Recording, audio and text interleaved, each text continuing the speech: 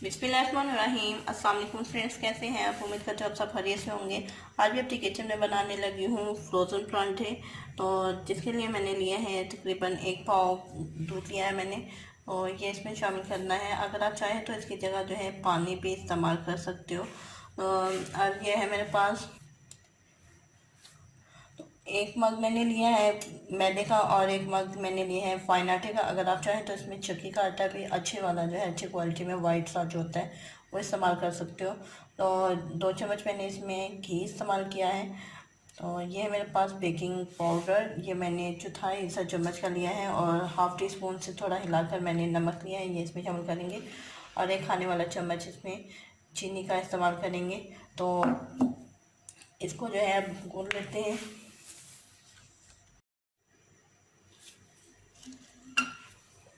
तो सबसे पहले हमने क्या करना है कि इन चीज़ों को, आटा और ये जो है फाइन आटा और मैदा, इसको हम अच्छे से मिक्स कर लेते हैं। जो मैंने पहले आटा शामिल किया है, तो ये बाकी तीनों चीज़ें जो हैं ये इसमें शामिल कर देंगे, और साथ ही इसमें मैदा ये शामिल कर देते हैं, और इसको अच्छे से हम मिक्स कर लेते हैं पहले।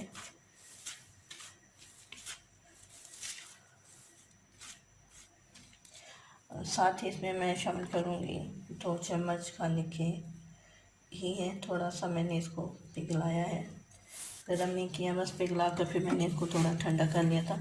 तो अभी इसको हम पहले अच्छे से मिक्स कर लेते हैं दोनों हाथों की मदद से, इस तरह, ताकि जो है ये अच्छे से घी इसमें मिक्स हो जाए।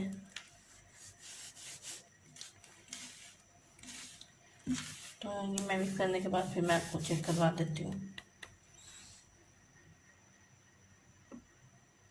तो ये आप देख सकते हैं ये घी अच्छे से इसमें मिक्स हो चुका है। तो अभी हम इसमें थोड़ा थोड़ा करके दूध शामिल करेंगे।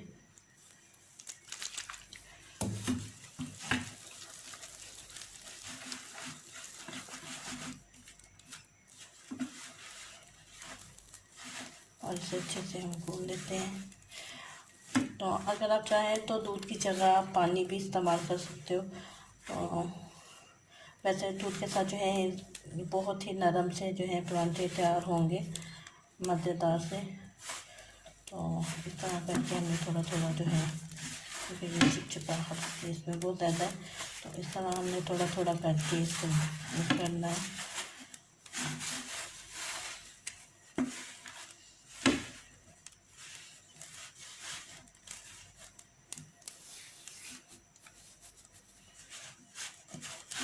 अभी मैं सारे आटे को ज़रा घोल लूँ, अच्छे से मिक्स कर लूँ, तो फिर मैं आपको चेक भूनना है थोड़ी देर के लिए।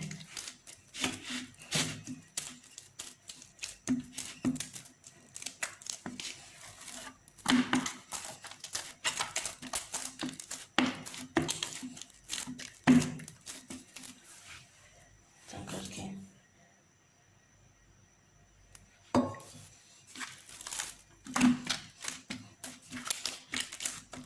इसको ज़्यादा नहीं भूनना, अगर इसको ज़्यादा भून देंगे क्योंकि इसमें मैदा भी है, तो इसमें जो है लचक आ जाएगी। तो इस तरह बस थोड़ा सा इसको मैंने थोड़ी देर के लिए एक साइड से प्रेस किया, थोड़ी देर के लिए दूसरी साइड से। तो अभी इस तरह करके मैंने इसको पिला दिया है। तो थोड़ा सा हम इसमें इस तरह करके दूध को लगा लेते हैं, ताकि इसमें जो है ऊपर से जो है खुश्क ना हो ये। क्योंकि मैं इसे 10 से 15 मिनट के लिए रेस्ट दूँगी, उसके बाद फिर मैं आपको चेक करवा देती हूँ।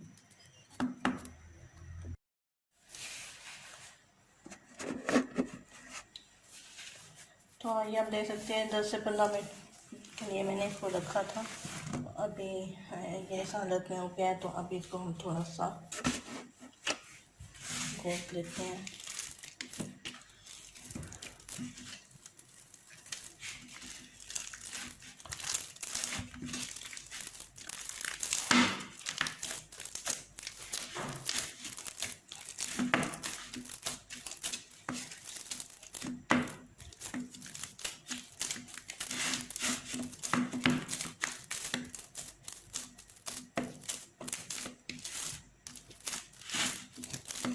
थोड़ी देर इसको करने के बाद इसको हम इकट्ठा कर लेते हैं और फिर हम बना लेते हैं पेड़े थे। तो ये आटा मैंने इकट्ठा कर लिया है। तो ये मैंने लिया है मैदा सूखा। तो अभी थोड़ा सा इसमें हम थोड़ा थोड़ा घी लगाएंगे और बहुत प्यारे से जो है छोटे छोटे पेड़े बना लेते हैं, क्योंकि फ्रोज़न और लच्छेदार परांठे जो होते हैं वो छोटे छोटे होते हैं। तो इतना हम थोड़ा सा खुश्का लगा लेते हैं।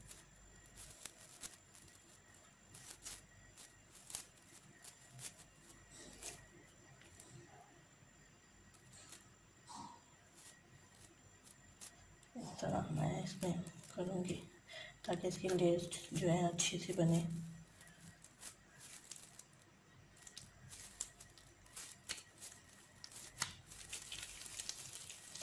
तो इस तरह इसको करके हमने इसका पेड़ा बनाना है।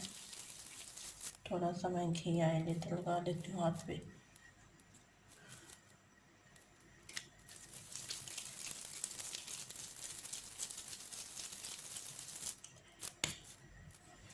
इसी तरह करके मैं बाकी के भी बना लेती हूँ, फिर मैं आपको चेक करवा देती हूँ।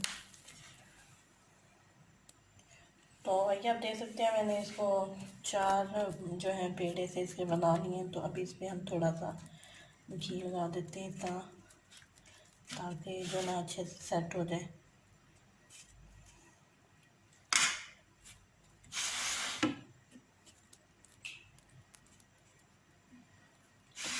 करने के बाद इसको हम जो है 10 मिनट के लिए मज़ीद और जो है रेस्ट देंगे, ताकि जो है ना ये सेट हो जाए अच्छे से।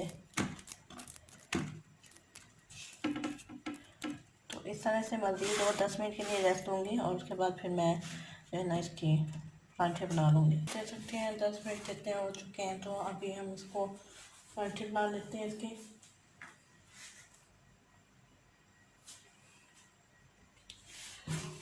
पराठा बनाने के लिए मैंने ये ट्रे इस्तेमाल की है इसमें ज़्यादा जो है ना चिपकते नहीं है रोटी पराठा जो है। तो इस तरह मैंने थोड़ा सा इसमें लगाया है घी। तो एक पेड़ा लेंगे, इसको थोड़ा सा बेल लेते हैं।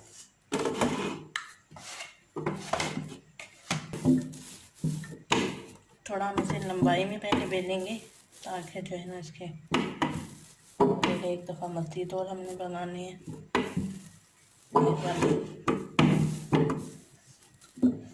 तो इतना मैंने कर लिया। फिर से इसमें हम घी लगाएंगे इस तरह।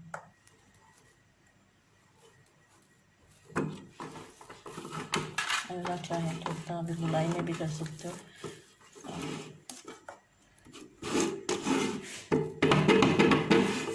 क्या करना है, इस तरह हम इसमें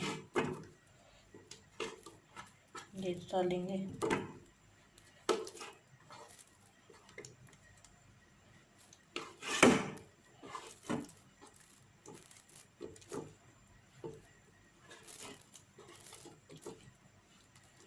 तो जितना इसमें घी लगाएंगे उतना ही जो है अच्छा परांठा बनेगा। तो इस तरह हम इसमें कर लेंगे, थोड़ा स्नीक वाला परांठा बन जाएगा। तो देखो हमने ऐसे करना है, फिर ऐसे। तो ये वाला हिस्सा जो है इसका हमने थोड़ा इस तरह रखना है नीचे, इस तरह। तो इसी तरह जो है मैं बाकी के भी परांठे ये जो है पेड़े इस तरह बना लूँ, तो फिर मैं आपको चेक करवा देती हूँ। तो ये आप देख सकते हैं मैंने इन सभी का पेड़ बना लिए हैं। तो अभी इसको जो है बेल लेते हैं थोड़ा इसको रेस्ट देने के बाद। तो अभी हम इनके परांठे बना लेते हैं। परांठे बनाने के लिए इसको हमें थोड़ा हाथ की मदद से मिलाना है।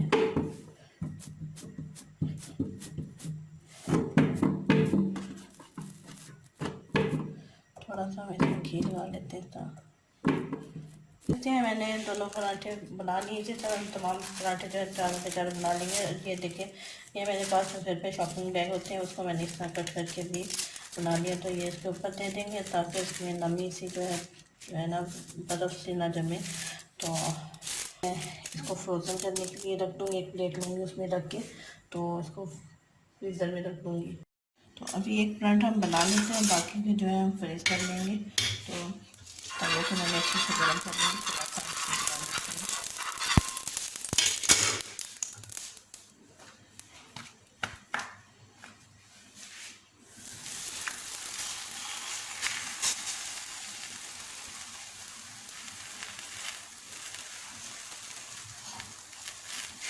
तो पहले एक साइड से पकने लेंगे, फिर दूसरी साइड से पका लेंगे।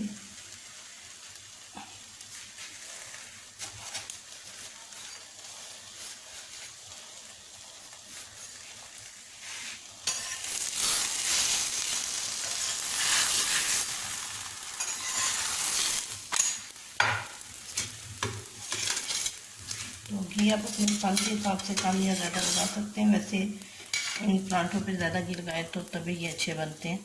तो मैं इस पर इस तरह पहले सब खिला देती हूँ। 1 चम्मच भर के मैंने घी लगाया इस पर।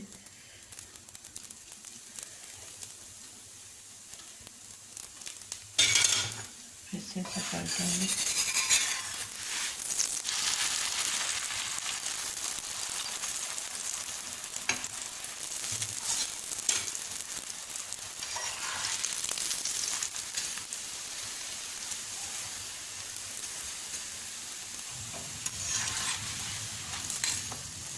बहुत ही प्यारा सा पराठा जो है ना बहुत तैयार हो जाएगा।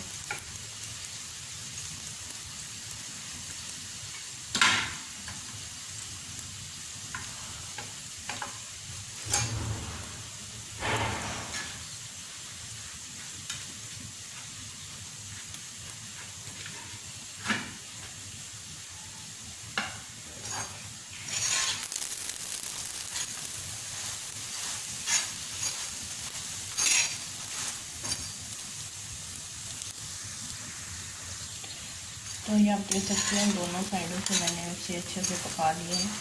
तो ये आप देख सकते हैं बहुत ही नरम सा और ज़बरदस्त सा जो है हमारा पराठा तैयार हुआ है। तो अभी इसको हम निकाल लेते हैं, डाल लेते हैं ऊपर से।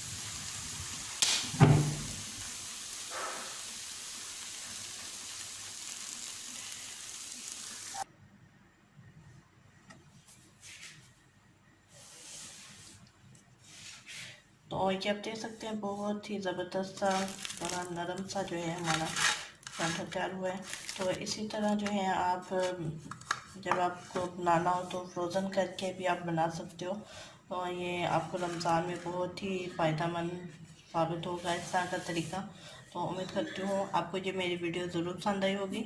अगर आपको मेरी वीडियो पसंद आई हो तो मेरे चैनल को सब्सक्राइब कीजिएगा, वीडियो को लाइक और शेयर ज़रूर कीजिएगा। दुआ में याद रखिएगा। अल्लाह हाफ़िज़।